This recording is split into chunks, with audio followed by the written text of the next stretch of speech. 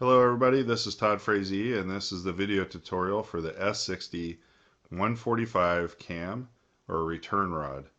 And this one should go really quick. This is basically you're going to recycle the programming that you did for the 143 and apply it to the 145. If you modeled yours correctly, where you initially copied your models from one to the other, a lot of the features will auto-select on this. All right, let's go. Okay, picking up where we left off, we're going to go ahead and we're going to move this pane to the left for the 143. We want that running, and now we're going to open the 145 model. And then we'll select the right side of the screen for it to be in. Okay, same exact part. The only difference is the length between here and here. The rod's longer. Same geometry. If you modeled properly, this will go really fast. Okay, so the first thing we want to do is we need to make our sketch visible because we're going to need that for the turning applications. Alright, so now we're going to go right all the way to the NC tab, and you should have the 143 running in the left tab with its NC toolpath. We're going to right click on the first operation, we're going to copy it, you're going to come over here, you're going to paste it. Now we're going to go to the left again, we're going to copy the mill operation, go to the right, paste that. Okay, so at this point they should look identical. Let's go to the 143. Let's make sure we saved. We're going to close the 143. We're going to maximize the 145. We're going to save the 145. And then we're going to go through and make sure we change the numbers. It would be tragic to run the wrong program. So we're going to change those designations first. Now we're going to go to the setup. We're going to make sure that everything's working there. Looks like it's all in alignment. Okay, if yours is not, you need to set it up so it matches these parameters and has the orientation of Z pointing this way with X in the same plane as your sketch. I copied my models so they're identical. Alright, and then we're going to go through and we're going to regenerate these one at a time. Edit. Okay, we're looking for where our toolpath is going. It looks like it processed properly, so we're just going to accept that. Then we're going to go to the grooving tool. Okay, and it looks like it may be having trouble. Okay, so it needs us to select where our groove is. So we need the partial circle here. So select groove, select our partial circle, and it should come into where it's supposed to, as you see. We want it off back, which it is, and then it automatically defaulted to the face that's associated with that edge for the section, so that's good.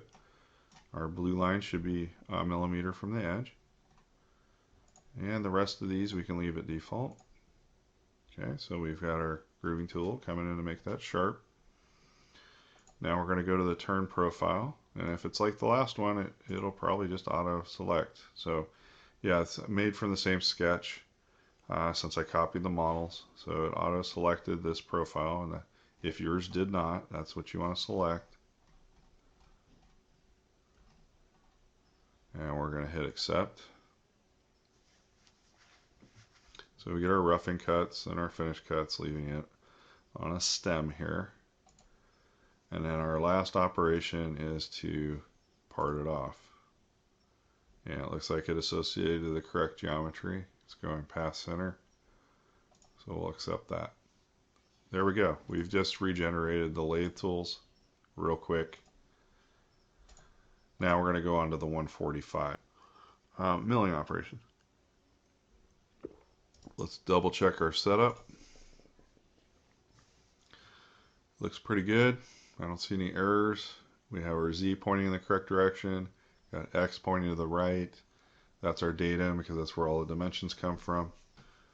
So all we have to do here is change our names.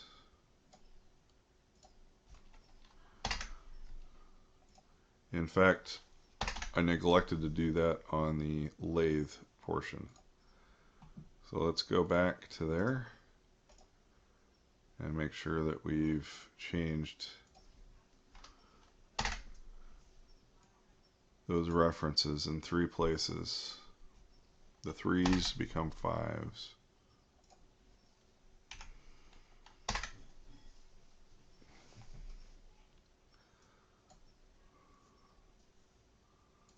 Alright, otherwise we're going to be labeling in the wrong program.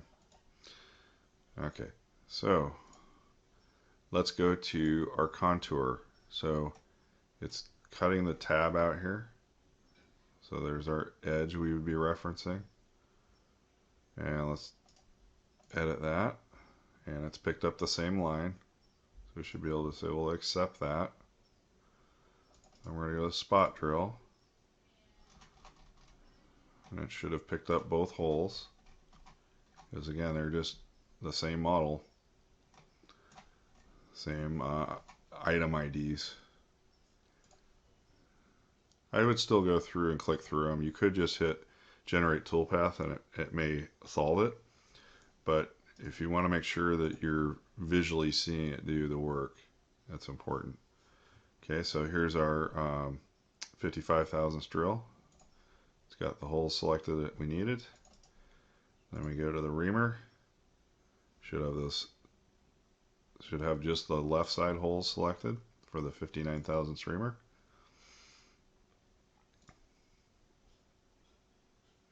Alright, then we have the 64 thousandths reamer, which is for the hole on the left.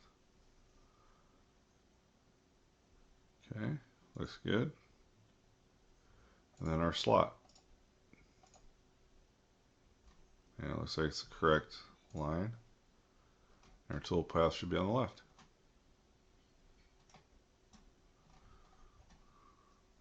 Easy peasy. But it all had to do with setting up your models the same, setting up your fixturing the same, setting up your tooling the same. All that hard work you put into doing that in that order has paid off. Okay, that's it for the 145. Again, 2 setup sheets, 2 programs, correct numbers and whatnot. All right, I'll catch you on the next one.